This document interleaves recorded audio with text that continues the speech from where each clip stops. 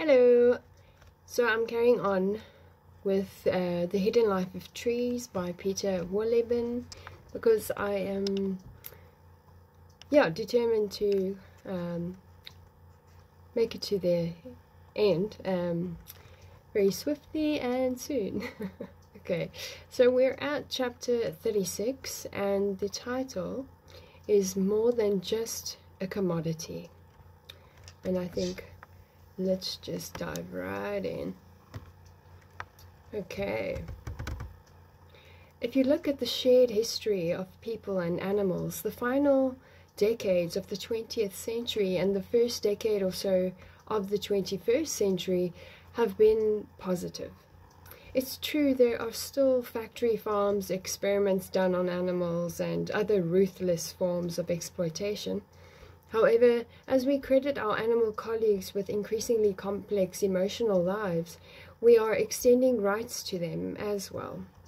In Germany, a law that improved animal rights under civil law, referred to in Germany by the shorthand Tierverb G, came into force in 1990.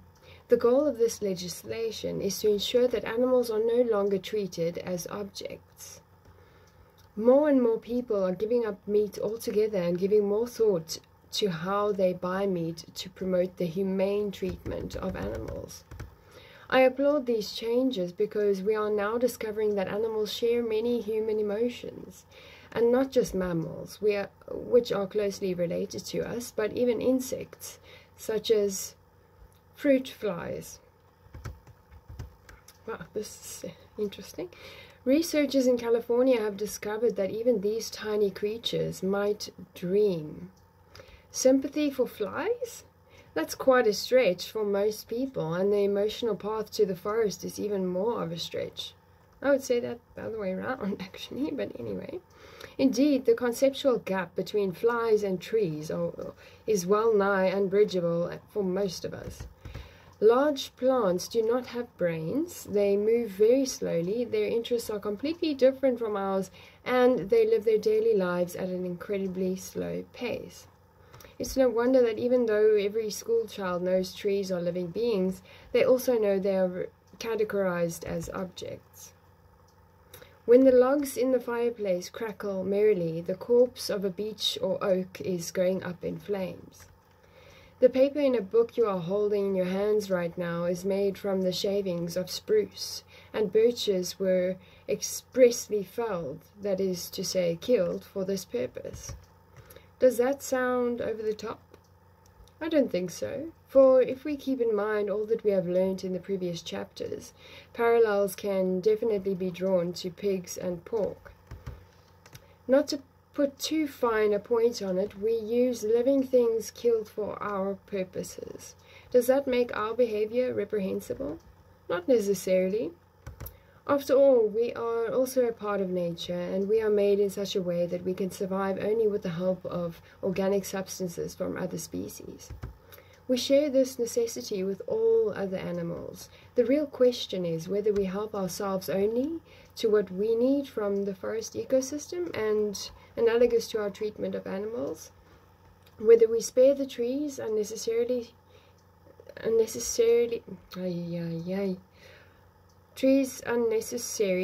suffering when we do this. Excuse my mistake there.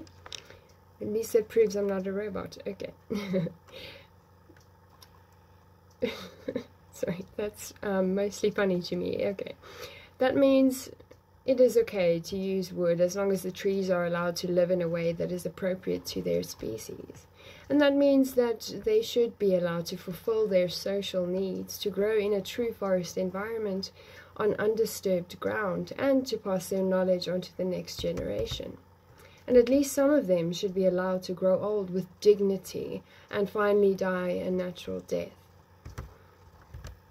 What organic farms are to agriculture, continuous cover forests with careful selective cutting are to silviculture. In these forests, called Plenterwälder in German, trees of different ages and sizes are mixed together so that the tree children can grow up under their mothers. Occasionally a tree is harvested with care and removed using horses, and so that all trees can fulfill their destinies, 5 to 10% of the area is completely protected.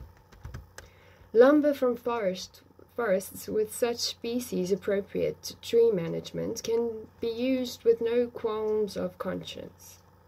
Unfortunately, 95% of the current forest practice in Central Europe looks quite different, with the use of heavy machinery and plantation monocultures. Lay people often intuitively grasp the need for a change in the forest management practices better than forestry professionals do. The public is getting increasingly involved in the management of community forests, and they are insisting the authorities embrace higher environmental standards.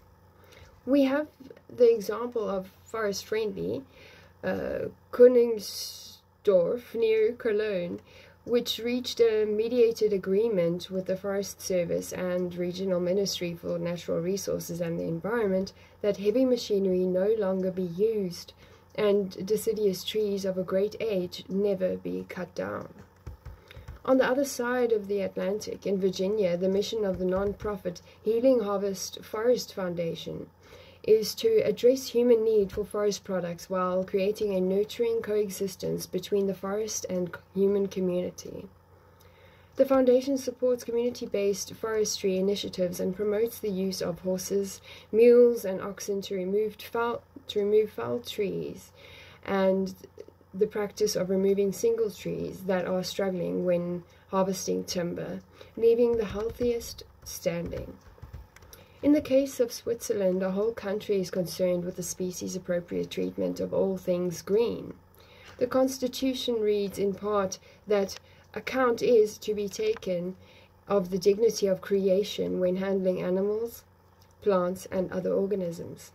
So it's probably not a good idea to decapitate flowers along the highway in Switzerland without good reason.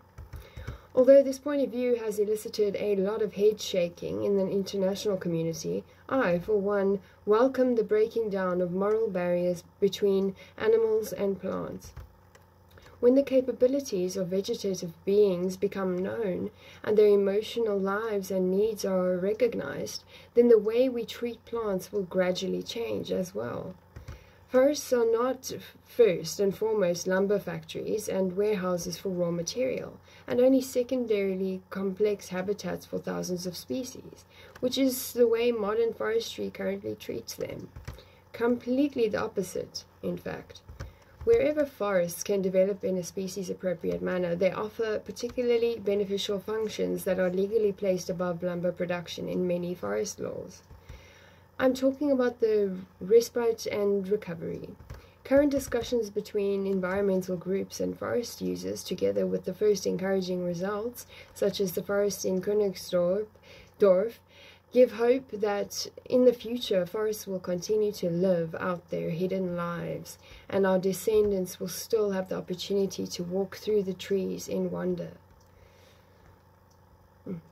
This is what the ecosystem achieves.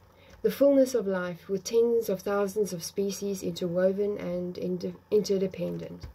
And just how important this interconnected global network of forests is to other areas of nature is made clear by this little story from Japan.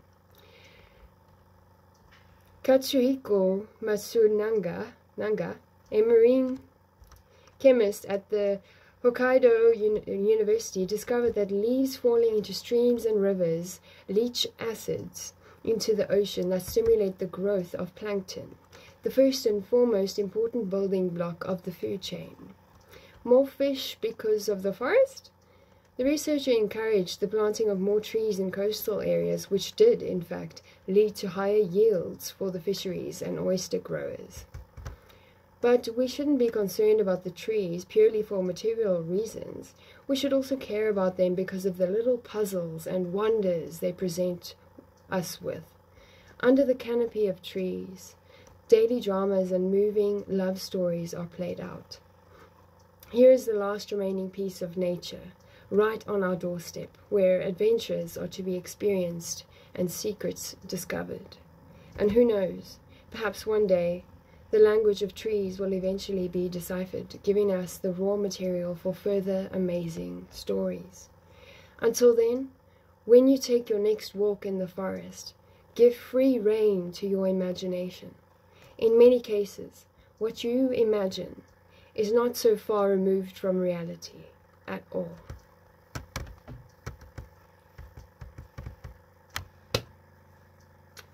We are done. We are done. There's only a note left over. I'll read that just now. But that seems to be, yeah. We've reached the end. Amazing. Yes. Woo! Awesome, awesome, awesome. Yeah, they cite acknowledgements and last notes, and then, wow, okay. In the notes they cite loads, whoa, quite a couple of pages of references, and sure, that's quite a lot of pages. Sure. Which, you know, that is something that I really appreciate, because, you know, in a book like this, you know, there's quite a lot of things that we've read that, if not backed up by research and proper references, which you can go look up and check out and things like that, you know, a lot of it might sound like a whole bunch of BS, but yeah, and I think that all the backup and the references and all the research that's gone into it really adds a lot of value to what is being said and written about in the book. And yeah, I mean, sure, quite a lot of effort has definitely been put into this, and I appreciate, wow, these pages go on and on with references. Wow, sure. Okay, well, okay, there we go. Sorry, I know you can't see what I can see, but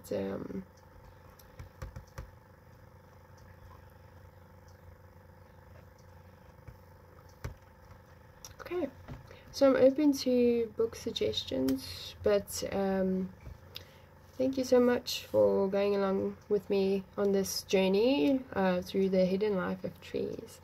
And overall, I think, yeah, I definitely think it was beneficial. I love the fact that it's completed now. Yeah, and you know, one suggestion that I'll definitely, I definitely want to take up from the book is to, yeah, in the near future, definitely take a walk in a forest, a nice, beautiful forest, and take some company with me, and just sort of, yeah, experience it for what it is. And yeah, and this is amazing, and it's definitely given some insights. It's definitely a book that is not anxiety provoking, and well, at least not for me. And there, yeah, there is some sadness and certain things of the book that you read and you think, oh my gosh, but that does also give you sort of, not insight, but some sort of like connection with whatever ignites compassion inside of you. So I think that's a good thing.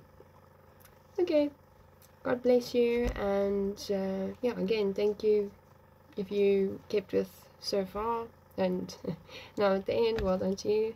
And yeah,